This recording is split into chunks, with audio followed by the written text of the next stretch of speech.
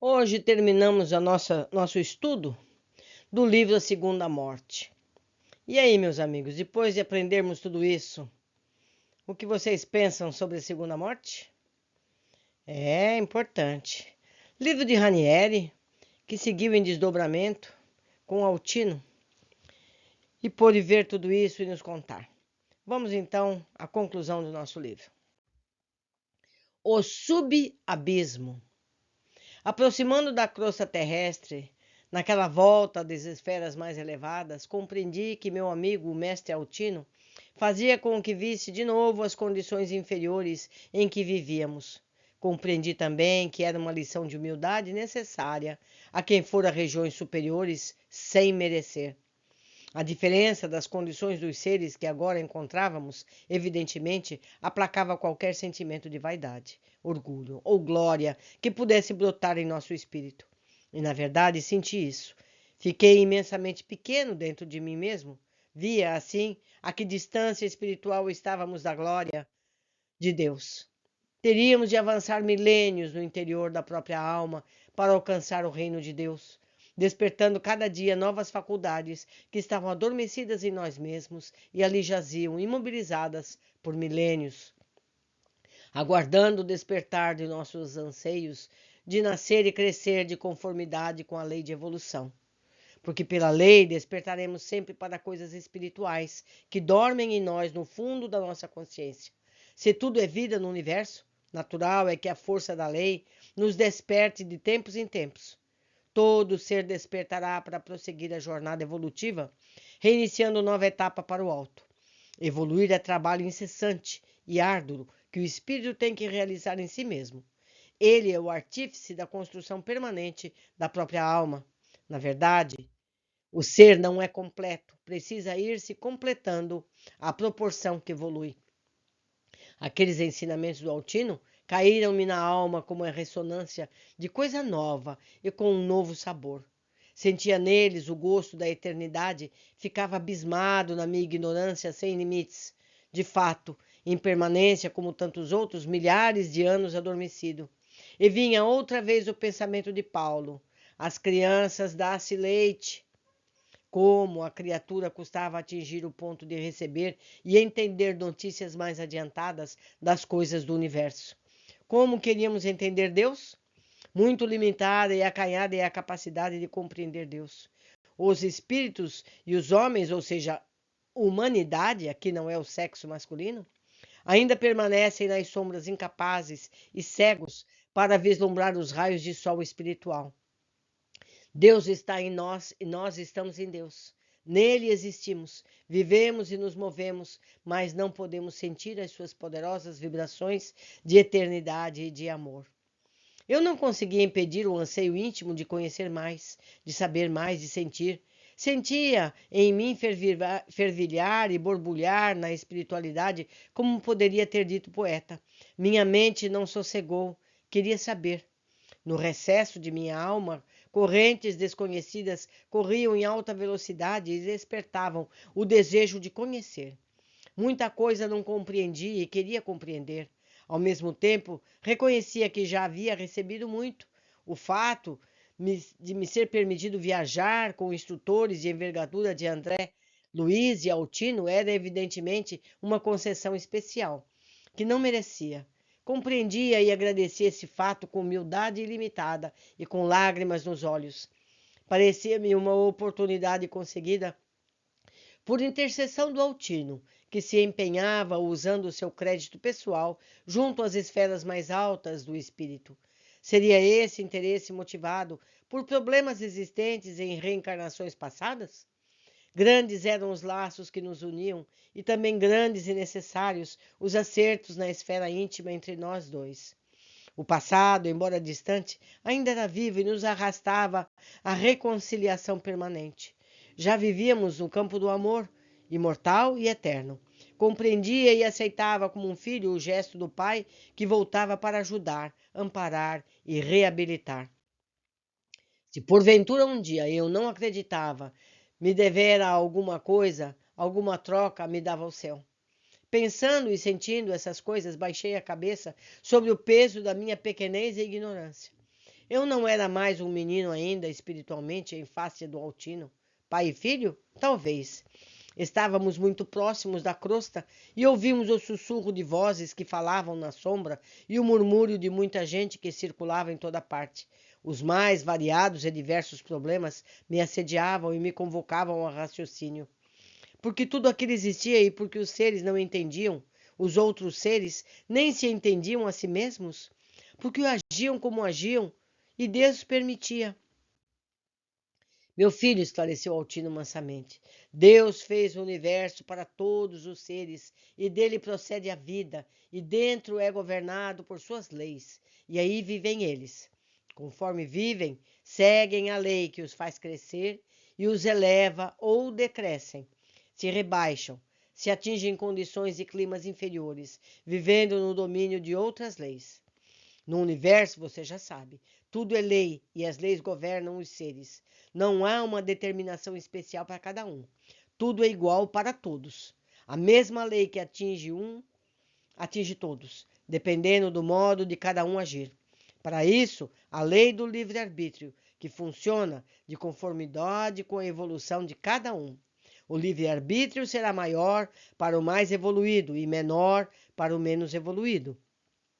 Ensinamento novo, meu amigo. Para os mundos inferiores parecerá estranho, para os atuais seres humanos e espíritos da crosta do mundo, esses ensinamentos, mas podemos comparar as criaturas espirituais ou não às crianças para efeito de estudar o livre-arbítrio.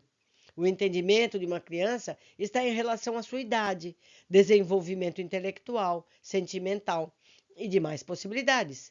Embora a criatura humana tenha direito ao livre-arbítrio total, a possibilidade de exercê-lo em sua totalidade é limitada.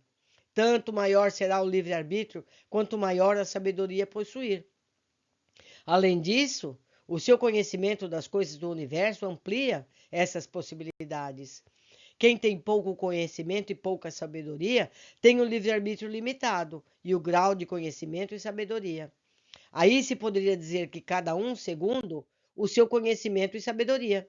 Conhecer e sentir é ampliar os horizontes da alma. Fundamentalmente é lógico todos terem o mesmo direito e são iguais, mas sabendo e conhecendo mais, se age com maior possibilidade de justiça. Logo, menor é o livre-arbítrio de quem sabe menos. Para se entender perfeitamente isso, como tudo o que há no universo, é preciso ter vivido mais as situações que são apreciadas. As coisas de Deus têm que ser sempre vividas e sentidas. Entendeu, meu filho? O livre-arbítrio é igual para todos, mas o uso do livre-arbítrio é proporcional ao conhecimento e à sabedoria de cada um. Eu, a leitora, vou dar um exemplo simples para todos nós entendermos.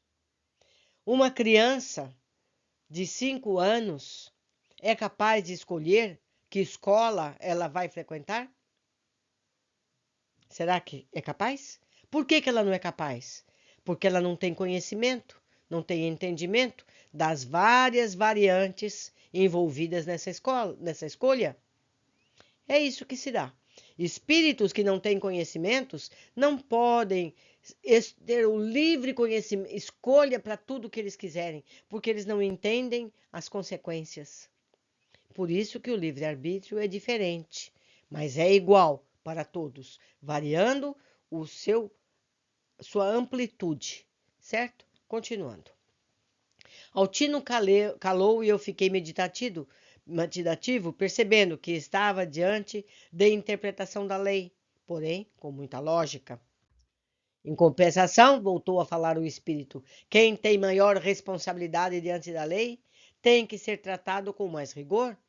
Se o uso da lei faculta aos que sabem mais é quase limitado, o uso e a falta decorrente deles, por sua vez, é quase limitado em extensão e intensidade. Ou seja, uma pessoa que conhece o que é certo e errado, se ela fizer o errado, a pena para ela é mais difícil, a consequência é mais difícil, porque ela sabia. A criança, o ignorante, não sabia, não é? Continuando. Entardecia e nós chegamos à crosta logo. Como viu e conheceu, meu filho, existe além da crosta e da subcrosta, ou região abaixo da superfície, onde os espíritos estão em condições piores. Mas o espírito só chega lá caindo em si mesmo, ou seja, somos nós mesmos que vamos com as nossas perninhas espirituais para os planos inferiores, por responsabilidade sua, não tendo continuamente vivido a lei de Deus ou a lei que eleva. A criatura ou o espírito se materializa ou se espiritualiza em cada dia, vivendo o mal ou vivendo o bem, vivendo a lei superior que espiritualiza ou desprende das coisas inferiores e materializadas, ou vivendo e aprendendo as coisas materiais e também se materializando em si mesmo e ao próprio coração. Em verdade, não há pecado. O que existe é afinidade com o mal ou afinidade com o bem, que o próprio espírito desenvolve e cria em si mesmo. Assim, ele se materializa ou se espiritualiza, cria o céu ou cria o inferno, nada mais. A proporção que se espiritualiza adquire o direito de penetrar em regiões e agrupamentos ou colônia de espíritos mais elevados e crê que aí é o céu, um céu localizado, que na verdade, por ser região de paz, tranquilidade e amor, pode ser entendido como céu. Ao contrário, agrupamento de maus, onde só existem vibrações inferiores de violência e maldade, pode ser entendido ou chamado como inferno. Mas o céu e o inferno traz dentro de cada um sua mente, seu coração e se constrói a cada dia. O Altino repetiu isso dezenas de vezes durante a leitura. É isso que nós temos que aprender. Notei que Altino vinha repetindo esses conceitos de tempos em tempos, e a cada passo, deixando-me compreender que esperava que ficassem gravadas em minha memória para sempre, e na nossa, não é, meus amigos? Ainda pensava nisso quando vi que havíamos chegado em nosso lar e éramos recebidos cordial e afetivamente pelo ministro Clarencio, que enlaçou Altino delicadamente, beijou-o e convidou para entrar. Após ter me cumprimentado efusivamente, fiquei na porta e os acompanhei com os olhos do espírito e o pensamento, vendo-os subir de túnicas esvoaçantes e belas, que era o símbolo de sua evolução. Médium em desdobramento, Ranieri.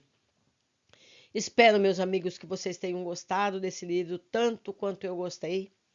São tantos os ensinamentos que eu recomendo, leiam novamente, novamente, novamente.